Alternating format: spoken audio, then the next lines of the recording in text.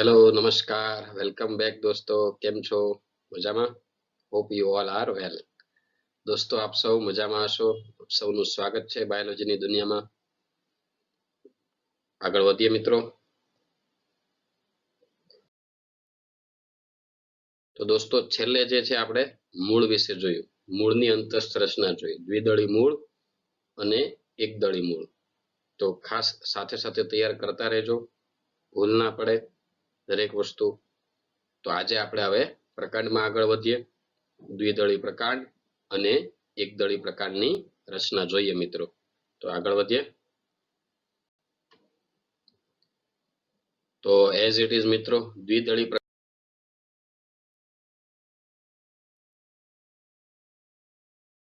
પ્રકાંડની રચના જોઈએ તો દ્વિદળી પ્રકાંડ તરીકે કયું લેવાનું સૂર્યમુખીનું પ્રકાંડ રાઈટ તો સૂર્યમુખીના પ્રકાંડની રચના સમજાવે એવું પણ પૂછાય સૂર્યમુખી એકવર્ષાયી વનસ્પતિ છે શાકીય પ્રકાંડ ધરાવે થોડુંક એનું પ્રકાંડ જે છે કાપી શકાય છેદ લઈ શકાય એવું હોય લાકડા જેવું કઠણ હોય તો છેદ ન લઈ શકે તરુણ પ્રકાંડ જોઈએ તરુણ પ્રકાંડ ધેટ મીન્સ કે એનો છેદ લઈ શકે આપણે એને સેફેરનથી અભિરંજિત કરીએ અને જોઈએ તો ત્રણ વિસ્તારો દેખાય છે આપણે પેશીતંત્રને વહેંચાય અધિસ્તર બાહ્યક અને મધ્યરમ રાઈટ એટલે અધિસ્તર આધારક પેશીતંત્ર અને વાહક પેશીતંત્ર વાળા ભાગો આપણે જોવાના છે જોઈએ મિત્રો આગળ પહેલું છે અધિસ્તર આકૃતિમાં પણ તમે જોઈ શકો સૌથી બહારનું સ્તર પ્રકાંડમાં પણ રાઈટ અને એના પર જોવા મળે પ્રકાંડ રોમ જો બહુકોષીય છે અધિસ્તર ઉપર બહુકોષીય પ્રકાંડ રોમ છે નામ અહીંયા દેખાતો નથી બટ યાદ રાખજો અધિસ્તર સૌથી બહારનું રક્ષણાત્મક સ્તર છે અને એઝ ઇટ ઇઝ અધિસ્તર છે તો એક સ્તરીય જ હોવાનું અને મૃદુતકીય કોષોનું જ બનેલું છે બધામાં કોમન એક સ્તરીય મૃદુતક કોષોનું એ બનેલું છે કોષોની બાહ્ય દિવાલ ઉપર ક્યુટિકલનું આવરણ જોવા મળે છે આ ખાસ યાદ રાખજો મિત્રો પર્ણ અને પ્રકાંડમાં અગાઉ આપણે વાત કરી જ ગયા છીએ કે પર્ણ અને પ્રકાંડ જે છે એમાં બાષ્પોત્સર્જનથી પાણીનો વ્યય અટકાવવા માટે ક્યુટિકલનું એક અવાહક પડ આવેલું છે રાઈટ એટલે અહીંયા જો ગ્રીન કલરમાં તમને આપી દીધું છે અહીંયા જે ગ્રીન કલરનું જે આખો લેયર દેખાય છે એ શું છે ક્યુટિકલનું સ્તર છે રાઈટ ક્યુટિકલનું સ્તર છે આ સ્તરના કોષોમાંથી બહુકોષીય પ્રકાંડ રોમ ઉત્પન્ન થાય છે જો આપેલા છે એ સ્તરમાંથી એટલે અધિસ્તરમાંથી જે છે બહુકોષીય રોમ ઉત્પન્ન થાય છે કોષોની વચ્ચે પર્ણરંધ્ર પણ હોય છે અને વાત નિયમનનું કાર્ય થાય એટલે કે પ્રકાંડ જો એકદમ લીલું અને કુમળું પ્રકાંડ હોય તરુણ પ્રકાંડ હોય તેમની વચ્ચે ક્યાંક ક્યાંક વાયુરંધ્ર પણ હોય પર્ણરંધ્ર પણ હોય જે વાત વિનિમય કરે વાત વિનિમય એટલે કે O2 CO2 ની શું કરતા હોય છે આપ-લે કરતા હોય છે ઓકે આગળ જોઈએ મિત્રો ત્યાર પછી જે છે અધિસ્તર પછી બાહ્યક અહીંયા બાહ્યક જે છે એ ત્રણ ભાગમાં વહેંચાયેલું છે યાદ રાખજો બાહ્યક જે છે કેટલા ભાગમાં વહેંચાયેલું ત્રણ ભાગમાં એમાં અધસ્તર મુખ્ય બાહ્યક અને અંતઃસ્તર એમ ત્રણ ભાગમાં જે છે એ વહેંચાયેલું છે બાહ્યક કોની અંદર દ્વિદળી પ્રકાંડમાં બાહ્યક કેટલા સ્તરમાં વહેંચાયેલું છે ત્રણ એમાં છે અધસ્તર અધિસ્તરની નીચે આવેલા ભાગને શું કહેવામાં આવે છે અધસ્તર કહે છે મિત્રો અધિસ્તરની એક્ઝેક્ટ નીચે આવેલો જે સ્થૂલ કોણક પેશીનું બનેલું છે જો તમે આકૃતિમાં સ્થૂલ કોણક એવું નામ લખ્યું છે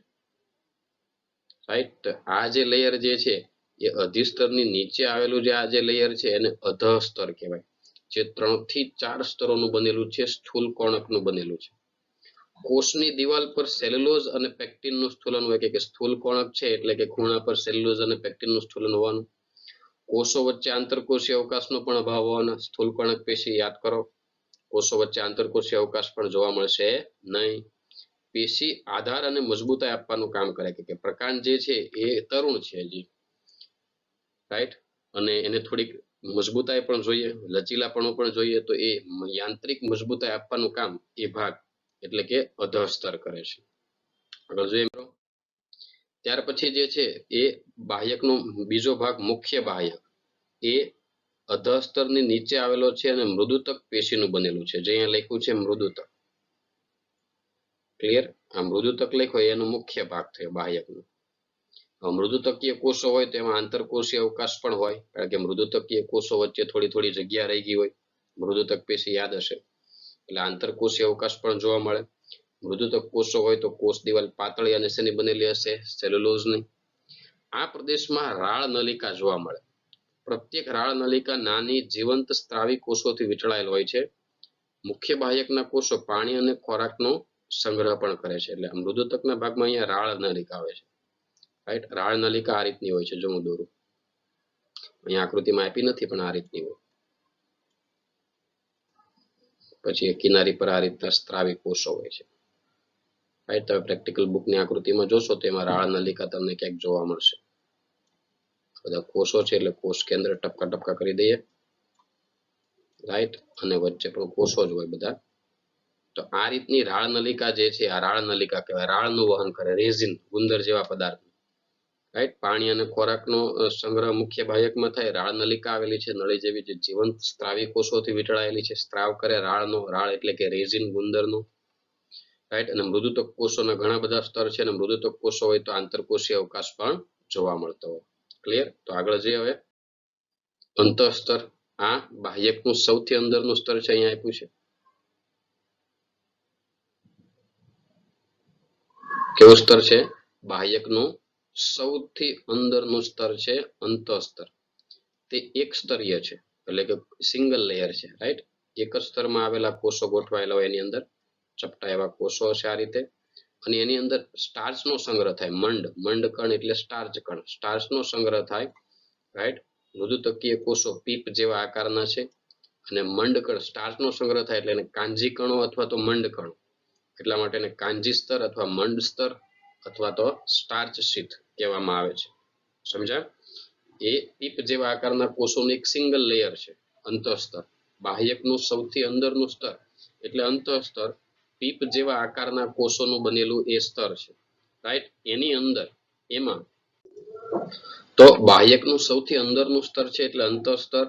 એમાં સિંગલ લેયર કોષો છે, પીપ જેવા આકારના કોષો છે, અને એમાં મંડ એટલે કે સ્ટાર્ચ એટલે જ કાંજી, એટલે કાંજી કણ સંગ્રહાયેલા છે એટલે કાંજી સ્તર, મંડ કણ સંગ્રહાયેલા છે એટલે મંડ સ્તર, અને સ્ટાર્ચ સંગ્રહાયેલું સ્ટાર્ચ શીથ તરીકે ઓળખવામાં આવે છે. ઓકે, તો મિત્રો હવે આપણે આગળ વધીએ. આગળની સ્લાઇડ. અંતઃસ્તર પછી આવે છે પરિચક્ર. પરિચક્ર એ મધ્યરમનો ભાગ થાય, કારણ કે મધ્યરમમાં કોનો સમાવેશ થાય? પરિચક્ર, વાહીપુલ અને મજ્જાઓ. મજ્જાંશુ એ આપણે જોઈએ. તો પરિચક્ર છે મિત્રો અંતઃસ્તરની અંદરની તરફ આવેલ ભાગ છે. અંતઃસ્તરની અંદર આકૃતિમાં જો અંતઃસ્તર હતું, હવે એની અંદરનો જે આખો આ ભાગ છે, રાઈટ, આખો ભાગ જો અહીંયા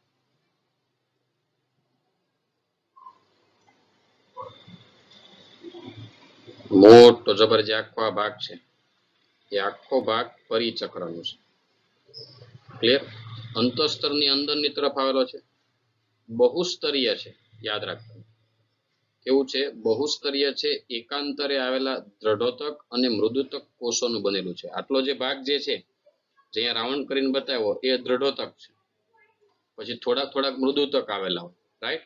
એટલે દ્રઢોતક અને મૃદુતક બંને વારાફરતી આવેલા હોય. દ્રઢોતક કોષો વાહીપુલની ઉપરની બાજુએ આવેલા હોય છે, તેને કઠિન અધોવાહી કે બંડલ ટોપી કહેવામાં આવે. વાહીપુલ એટલે મિત્રો સમજાણું તમને? વાહીપુલ એટલે જલવાહક અને અન્નવાહક, રાઈટ. એની ઉપર આ જે ભાગ જે છે રાઉન્ડ કરેલો દ્રઢોતકીય કોષો છે, જેને શું કહેવામાં આવે? બંડલ ટોપી, અધોવાહી કહેવામાં આવે. ક્લિયર? પરિચક્રનો મૃદુતકીય કોષોનો ભાગ મજ્જાંશુઓની ઉપરની બાજુ આવેલો હોય છે. મજ્જાંશુઓ એટલે કે મજ્જામાંથી નીકળતા કિરણો. આ મજ્જા છે, જો આકૃતિમાં મજ્જા અથવા ગર, રાઈટ. એ મજ્જા અથવા ગર પછી જે સાઈડ પરથી જે આ બધી કોષો નીકળે છે એ મજ્જાંશુ કહેવાય.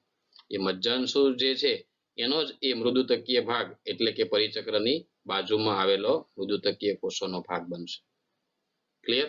તો ફરીથી અંતઃસ્તરની અંદરની તરફ આવેલો ભાગ એટલે પરિચક્ર. પરિચક્ર એ ઘણા બધા કોષોનું બનેલું બહુસ્તરીય છે. અહીંયા પ્રકાંડમાં, દ્વિદળી પ્રકાંડમાં ખાસ યાદ રાખજો. દ્વિદળી પ્રકાંડમાં પરિચક્ર બહુસ્તરીય છે, ઘણા બધા કોષોનું બનેલું છે. દ્રઢોતકીય અને કેવું છે? મૃદુતકીય કોષોનું બનેલું, રાઈટ. અને દ્રઢોતકીય કોષો જે છે એ વાહીપુલની ઉપરની બાજુએ આવેલા છે, અને એ વાહીપુલ એટલે કે જલવાહક અન્નવાહકની ઉપરની બાજુ આવેલા એને અધોવાહી અથવા તો બંડલ ટોપી કહેવાય. પછી આકૃતિમાં નીચે જુઓ, મજ્જામાંથી નીકળતા કિરણો ભાગો એને મજ્જાંશુ. મજ્જાનો અંશ, અંશ શબ્દને સમજો. મજ્જાંશુ મજ્જામાંથી નીકળતો અંશ એ સાઈડ પરથી પસાર થતા ક્યાં સુધી જાય? પરિચક્ર જે છે એનો મૃદુતકીય કોષોનો ભાગ બને છે. ક્લિયર? આગળ વધીએ. ત્યાર પછી વાત કરીએ વાહીપુલોની મિત્રો. વાહીપુલો તેમાં જલવાહક અને અન્નવાહક હોય 20 થી 25 ની સંખ્યામાં વાહીપુલો આવેલા છે, રાઈટ. અને વલયમાં ગોઠવાયેલા છે એક જ લાઈનમાં. જો અનુદારો આદુદારો એટલે સંયુક્ત રીતે જલવાહક, ક્લિયર. આદિદારો પ્લસ અનુદારો એટલે એને શું કહીશું આપણે? જપે. જપે યાની કે જલવાહક પેશી, રાઈટ. અને એની ઉપરના ભાગમાં વચ્ચે એધા આવી જાય. જલવાહક અને અન્નવાહક વચ્ચે એધા હોય એટલે વર્ધનશીલ. એની ઉપરનો જે આ બ્લુ જાંબલી કલરનો ભાગ છે એ અન્નવાહક છે આખો, ક્લિયર. એ એધાની ઉપરનો જે આ જે ભાગ છે એ નામ નથી દેખાતું. આ જે એરિયા છે અન્નવાહક, એટલે અન્નવાહક જલવાહક. આ જે આદુદારો પ્લસ અનુદારો વાળો ભાગ જે છે એ જલવાહક. પછી વચ્ચે એધા આવી ગયા, આ એધા, અને એની ઉપર અન્નવાહક. એટલે અન્નવાહક અને જલવાહક બંને સાથે છે, સહસ્થ છે, એક પાર્શ્વસ્થ. એક પાર્શ્વસ્થ એટલે કે જલવાહકની બહારની બાજુ અન્નવાહક છે, જલવાહકની એક બાજુ એ અન્નવાહક છે, અને એક બાજુ કઈ છે? ફિક્સ જ છે. કઈ? બહારની બાજુ. જલવાહકની એક બાજુ એટલે કે બહારની બાજુ જે છે અન્નવાહક છે, એક પાર્શ્વસ્થ, અને વચ્ચે એધા છે એટલે કેવા કહેવાય? વર્ધમાન. એટલે વાહીપુલો જે છે સહસ્થ, એક પાર્શ્વસ્થ અને વર્ધમાન. આખાની અંદર જોઈએ તો 20 થી 25 ની સંખ્યામાં હોય. વાહીપુલ જલવાહિનીનો વિકાસ અંતરારંભી છે. અંતરારંભી એટલે જો આદિદારો અંદરની તરફ છે, અનુદારો બહારની તરફ, પરિઘ તરફ, ક્લિયર. એટલે એનો આરંભ અંદરથી થાય એટલે અંતરારંભી થયો. પ્રકાંડમાં અંતરારંભી હોય, યાદ રાખજો, જલવાહક પેશી. અને મૂળની અંદર એ કેવી હોય? બહિરારંભી. જોઈ કે ને આપણે. આગળ જોઈએ મિત્રો. વાહીપુલમાં અન્નવાહક, વર્ધનશીલ પેશી, એધા અને જલવાહક પેશી આનો સમાવેશ થાય છે. તો આપણે જોયું અન્નવાહક પેશી પરિઘ તરફ અને જલવાહક પેશી કેન્દ્ર તરફ હોય છે.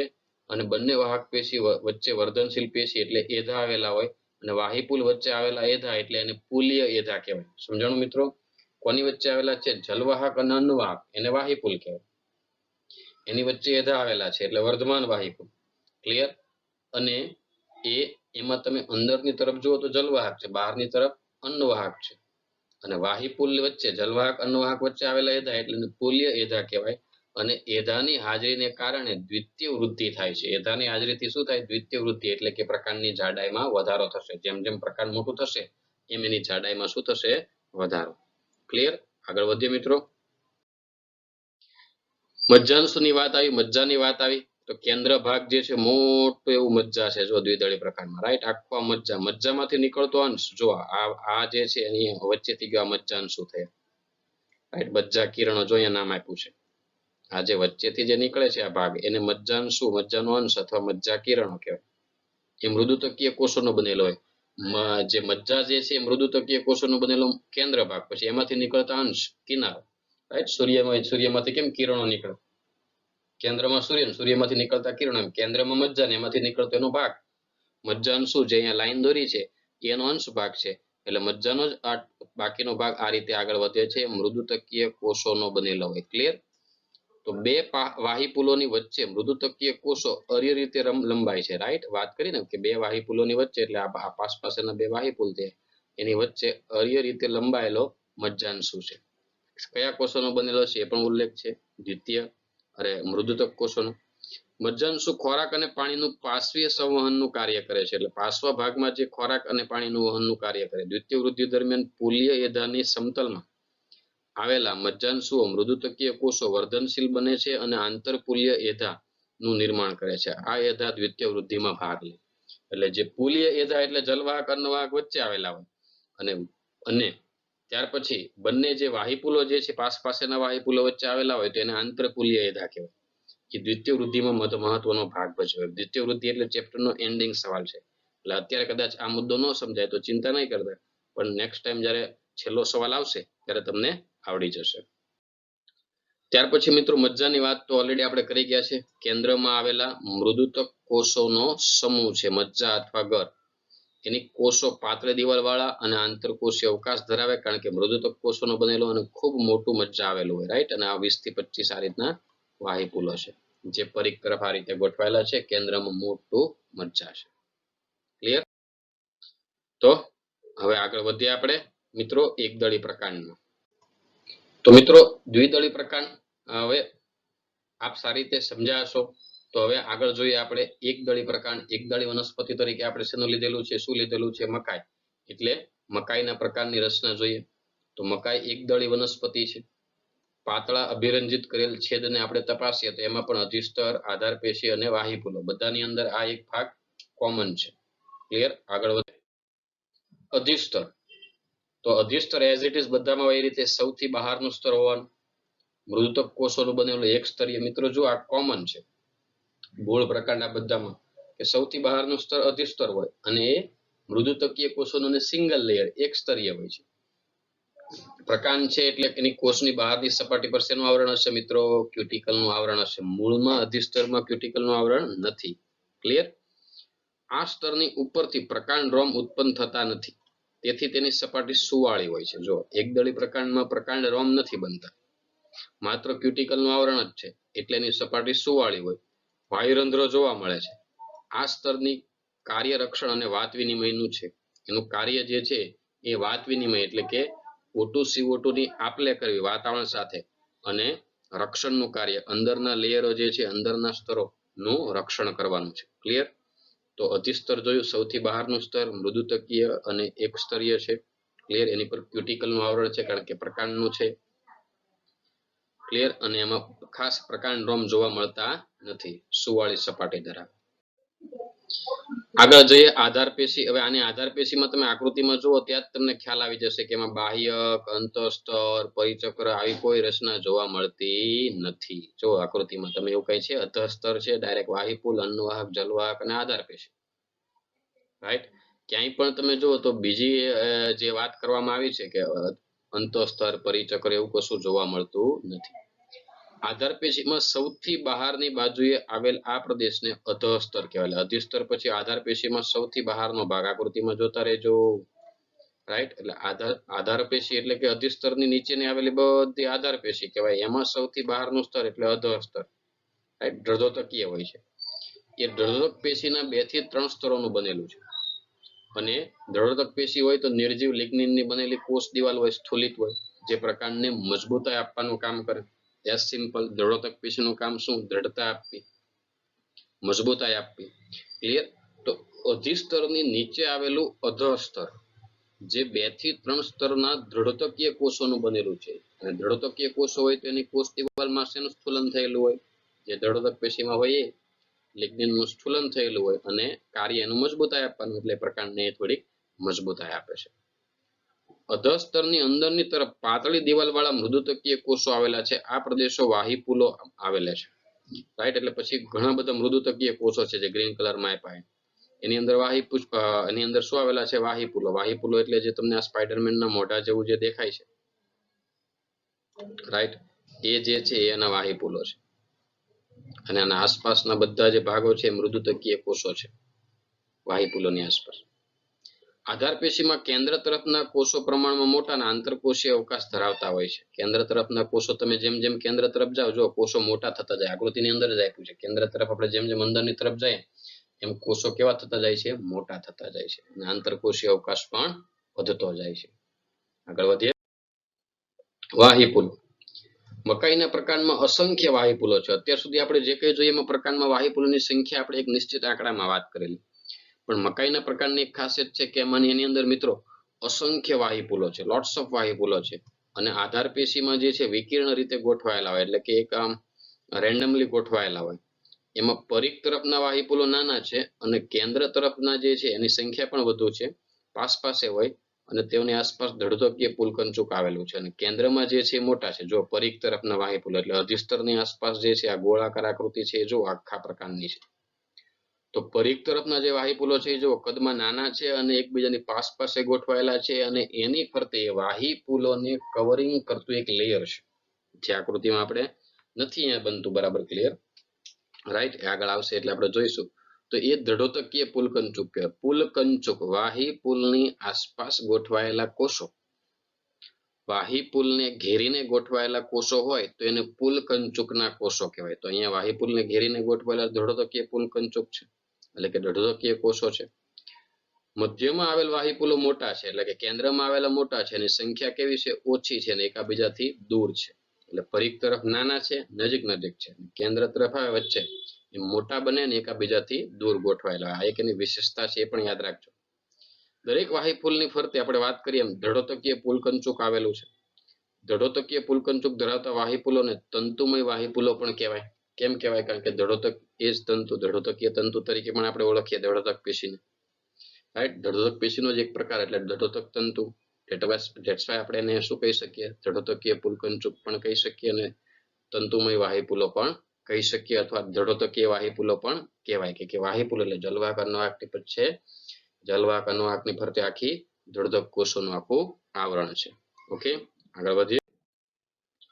વાહિપુલો જે છે એ સહસ્ત, એક પાર્શ્વસ્થ અને અવર્ધમાન પ્રકારના. સહસ્ત એટલે સાથે, રાઈટ. તો અહીંયા હું તમને કહી દઉં, આ અન્નવાહક પેશી છે, અપે, રાઈટ, આ અપે છે અને પછી આ જપે છે, અહીંયા જે નામ આપ્યું. એટલે અન્નવાહક અને જલવાહક એક સાથે છે, વચ્ચે એધા નથી એટલે અવર્ધમાન. જલવાહિનીનો વિકાસ અંતરારંભી છે, પ્રકાંડમાં અંતરારંભી હોય, યાદ રાખજો. અન્નવાહક પેશીની બહારની તરફ, જલવાહક પેશી અંદરની તરફ હોય. એટલે આ ભાગ જે છે અન્નવાહક છે, રાઈટ. આ જે આખું ગોળ કરવું એ અન્નવાહક છે અને એની અંદરના ભાગમાં આ જે ત્રણ ચાર ટપકા જે તમને દેખાય છે, આ જલવાહક પેશીના છે. જલવાહક પેશી અંદરની તરફ, અન્નવાહક પેશી બહારની તરફ. જલવાહિનીનો આકારે ગોઠવાયેલા છે. વાહિપુલમાં વર્ધનશીલ પેશી એધાનો શું જોવા મળે? અભાવ, એટલે અવર્ધમાન છે. અને જલવાહક પેશી જે છે, જલવાહિનીઓ એ વી આકારે ગોઠવાયેલા હોય. કેવી રીતે આપણે આગળ જોઈએ. અન્નવાહક પેશી આ વી આકારની બહારની બાજુ છે. વી આકાર જો આ મોટા જે છે બે અનુદારો, નાનો આદિદારો, એટલે આ રીતનો આકાર બને, વી આકાર, રાઈટ. આની પછીની આકૃતિમાં, પછીની સ્લાઇડમાં આપણે જોઈએ. ઇન શોર્ટ, અન્નવાહક પેશી એ જલવાહકની બહારની બાજુ છે અને અન્નવાહક પેશીમાં અન્નવાહક મૃદુતક હોતા નથી. આ ડાર્ક કરેલો મુદ્દો છે, બોલ્ડ કરેલો છે, ખાસ નોંધી રાખજો. અહીંયા અન્નવાહક મૃદુતક હોતા નથી. અન્નવાહક પેશીના 4 ઘટકો છે ને, એમાં અન્નવાહક મૃદુતક જોવા મળતા નથી, ખાસ યાદ રાખજો. જો હવે જલવાહક પેશીની વાત થઈ, તો જલવાહક પેશી જે છે એ વી આકારે ગોઠવાયેલી છે. તેની રચનામાં 3 કે 4 જલવાહિનીઓ હોય છે. 2 મોટી જલવાહિની એટલે અનુદારો, રાઈટ, એ બંને વીને જુદા પડતા છેડા પર હોય અને આદિદારો એટલે અંદર તરફ જોવા વી આકાર. અહીંયા જુઓ, આ મેટાઝાઇલમ એટલે મોટા. તો આ વી આખો બનાવે તો વી આ રીતનો આખો વી બને. જુઓ, તો આ વી નો જે આ છૂટા પડતો છેડો છે ત્યાં બંને મેટાઝાઇલમ એટલે અનુદારું છે અને અંદરના જ્યાં જોડાય છે ત્યાં નાનું અનુદારું છે. એટલે આ આકૃતિમાં જુઓ બ્લેક એન્ડ વ્હાઇટમાં, તો આ એના છેડા પર 2 મોટા અને અંદર નાના. એટલે આ રીતનો કઈક અંશે કેવો આકાર બને? વી આકાર, રાઈટ. વી ના તલ પ્રદેશમાં એ આદિદાર હોય, નાનું હોય આદિદારો, મોટું હોય અનુદાર.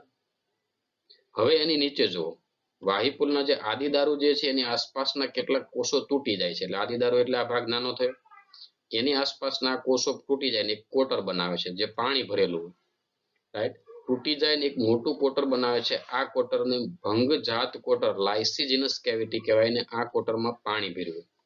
એટલે કહેવાનો મતલબ એમ છે મિત્રો કે અહીંયા જ્યાં વાહિપુલો આવેલા છે આદિદારો, એની આસપાસના ભાગના કોષો જે છે એ મૃત્યુ પામે એટલે કેવા થઈ જાય છે? પાણી ભરેલું કોટર થઈ જાય છે, રાઈટ. એને શું કહેવામાં આવે? ભંગજાત કોટર અથવા તો લાઇસિજિનસ કોટર. ક્લિયર? એટલે આદિદારુની નીચેના કોષો જે છે એ કોષો મરવા માંડે છે. મરવા માંડે એટલે એની અંદર પાણી ભરાય છે અને પાણી ભરેલું કોટર એટલે ભંગજાત કોટર કહેવામાં આવે. ક્લિયર? આગળ જોઈએ.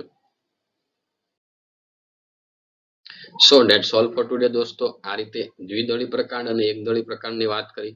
કદાચ એનસીઆરટીમાં આમાં કંઈક ઓછું આપ્યું હોય તો વધારાના મુદ્દા ખાસ નોંધી રાખજો. ખાસ કરીને એકદળી પ્રકાંડમાં જે ભંગજાત કોટરના વી આકારે ગોઠવાયેલા મુદ્દાઓની વાત કરી આપણે, રાઈટ. એટલે ઘણા ડિટેલમાં આ જે છે મૂળ પ્રકાંડ પણ આપણે જોઈએ છે. ઘણા બધા મુદ્દા તમને એનસીઆરટીમાં નહીં મળે, એટલે એક્સ્ટ્રા મુદ્દા નોંધી રાખજો. હા, તૈયારી તમે એનસીઆરટી ની માત્ર કરશો તો ચાલશે, બટ નીટ માટે થોડાક એક્સ્ટ્રા મુદ્દા સાથે સાથે યાદ રાખજો આ પ્રકાંડમાં ખાસ. ઓકે, તો આજે આપણું દ્વિદળી પ્રકાંડ અને એકદળી પ્રકાંડ કમ્પ્લીટ થાય, બંને સાથે જ તૈયાર કરવું. નવા વિડીયો લેક્ચર સાથે ફરી મળીએ. Till then take care and bye bye. આવજો. A stem is the main axis or stalk of a plant, and it develops from the plumule of a germinating seed. Let's examine the internal structure of a stem in dicot and monocot plants. Here is the transverse section of a dicot stem. The regions of tissues in this stem include epidermis, cortex, and stele. The outermost layer of the stem, or epidermis, consists of a layer of closely packed cells and is covered with a thin, waterproof layer called the cuticle. The epidermis also contains stomata and hair-like outgrowths known as trichomes. The next region of a dicot stem is the cortex. It lies between the epidermis and the pericycle and consists of multiple layers of cells. The main function of this region is storage of food material. The cortex comprises three subzones, namely the hypodermis, the cortical layers, and the endodermis.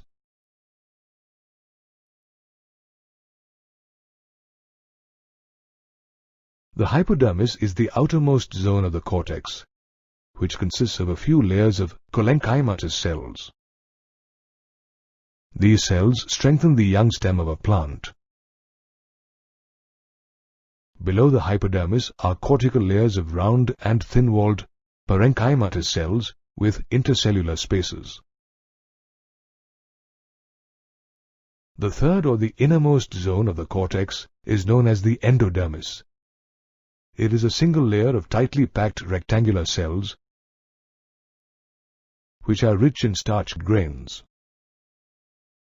Therefore, this layer is also known as the starch sheath.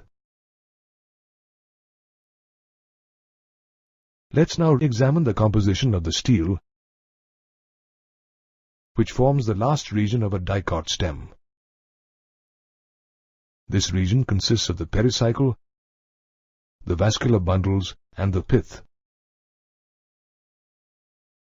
The pericycle is composed of sclerenchymatous cells, and it lies on the inner side of the endodermis above the phloem cells. These cells act as a strengthening material. The vascular bundles are located in a ring on the inside of the pericycle. This ring arrangement is a distinctive feature of the dicot stem.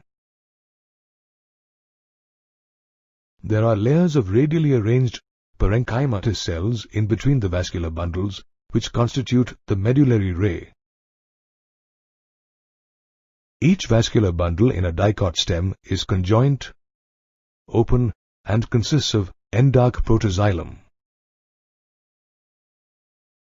The central region of the stem is filled with pith.